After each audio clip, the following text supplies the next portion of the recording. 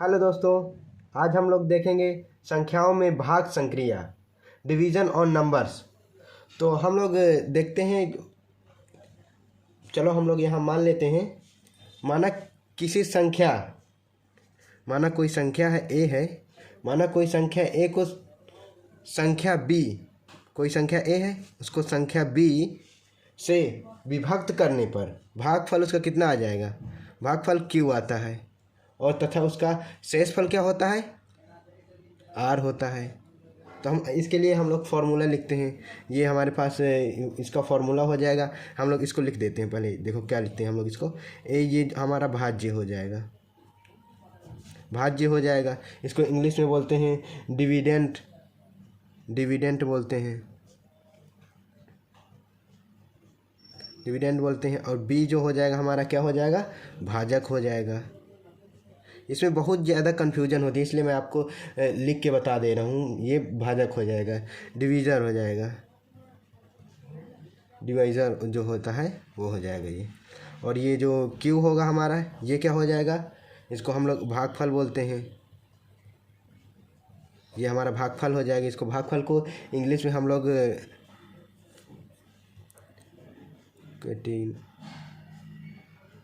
Quotient बोलते हैं। और ये जो हमारा आर हो जाएगा, ये हमारा जो हो जाएगा उसको शेषफल बोलते हैं, रिमाइंडर बोलते हैं, शेषफल, रिमाइंडर।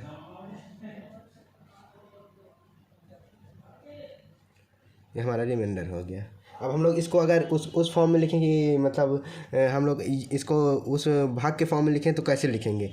भाज्य, भाज्य क्या होता है? भाज्य जो हमारा ये ऐसे हम लोग लिखा करते हैं ना भाग में, तो इसका भाज्य क्या होता है? भाज्य ये होता है। भाजक मतलब ये भाज्य है, भाजक, इसका भाजक क्या होता है? ये बी हो जाएगा। और इसका जो वो होगा भागफल होगा, भागफल ये क्यू होता है। और जिसका शेषफल होगा यहाँ शेषफल ये आर हो जाता है। ये होता है इसका, ये ऐसे हम लोग लिखा करते हैं। ये जो होता है वो भाजक होता है, ये भाज्य होता है, ये भागफल, ये शेषफल।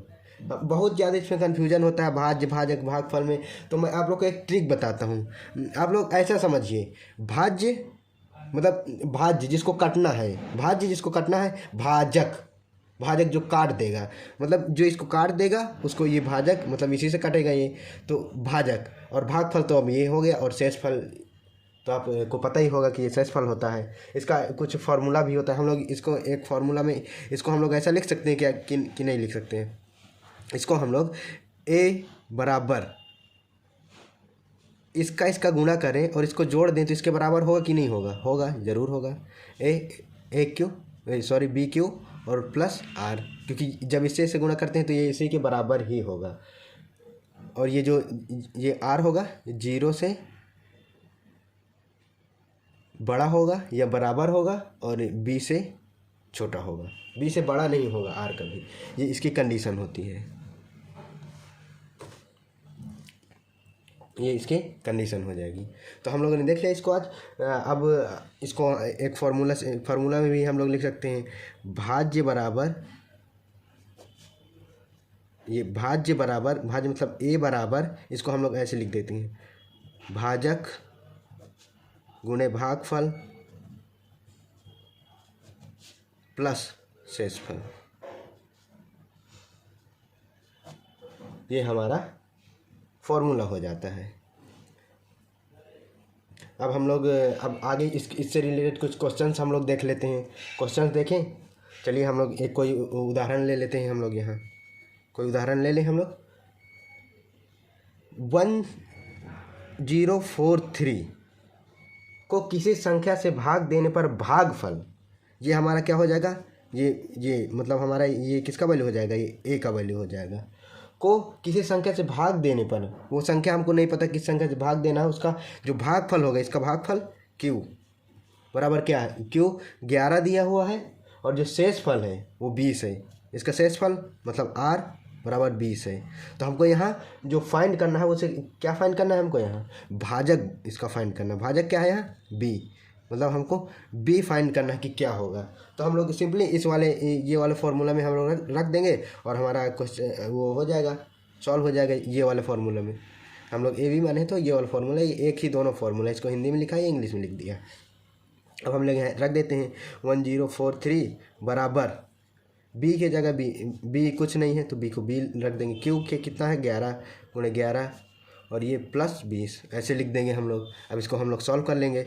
इसको जैसे हम लोग यहाँ सॉल्व करें इसको, ये हो जाएगा 1043 बराबर 11b, सॉरी यहाँ 11b हो जाएगा। और ये जो मतलब सॉरी यहाँ हम लोग इसको ऐसा कर दें, यहाँ इसको हम लोग इधर ट्रांसफ़र करेंगे 1043 माइनस 20 बराबर 11b ऐसे लिख सकते हैं। अब हम लोग इसको फर्दर आगे करेंगे इसको ऐसा, तो ये कितना हो जाएगा, इसको हम लोग घटाएंगे इससे, तो ये 3201 बराबर 11 और b। अब हम लोग इसको b को इधर ट्रांसफ़र कर सकते हैं।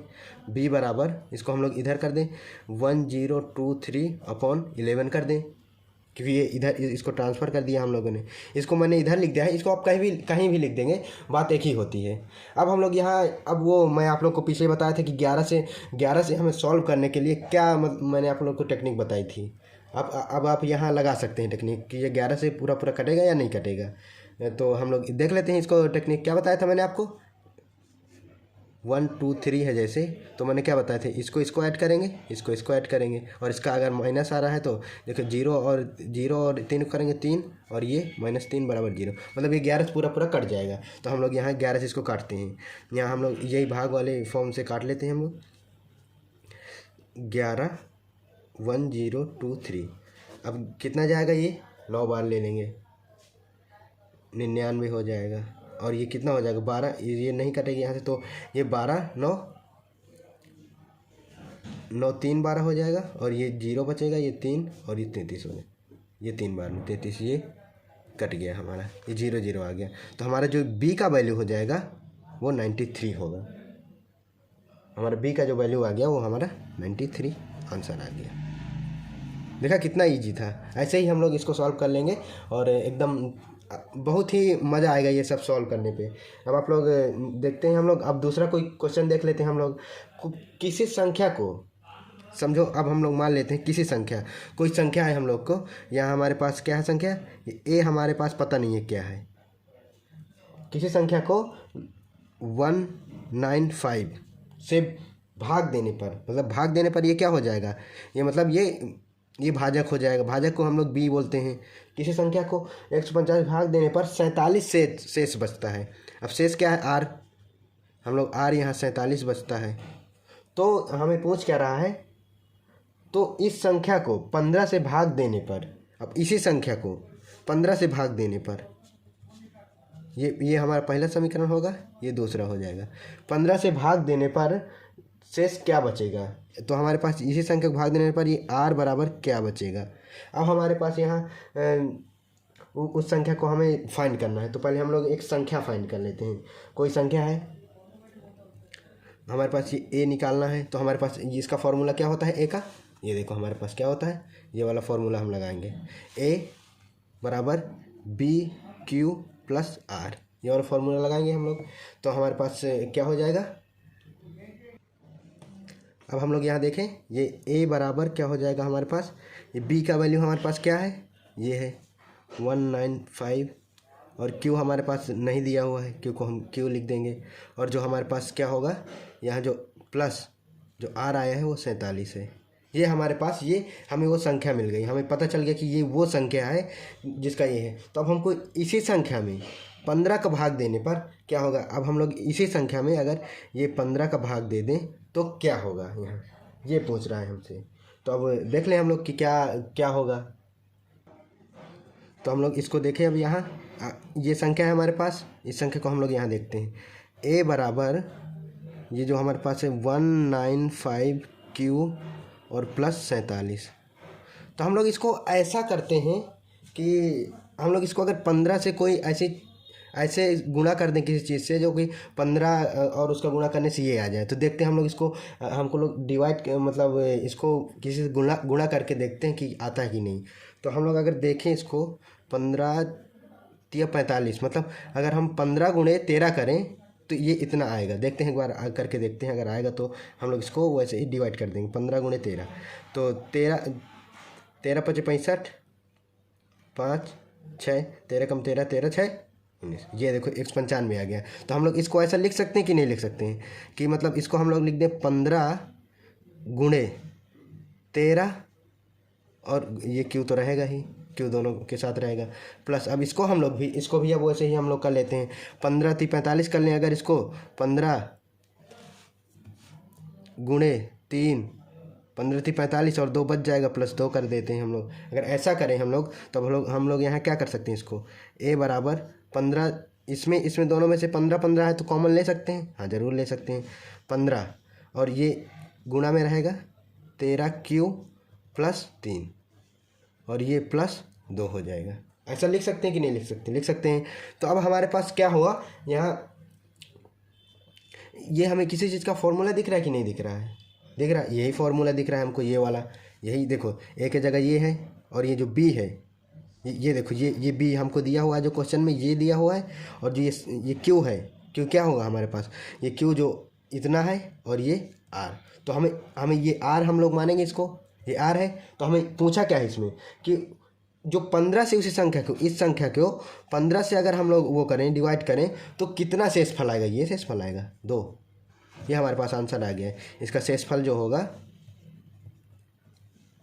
शेषफल 2 आ जाएगा, जो भी संख्या होगी वो, इसका शेषफल 2 आ जाएगा।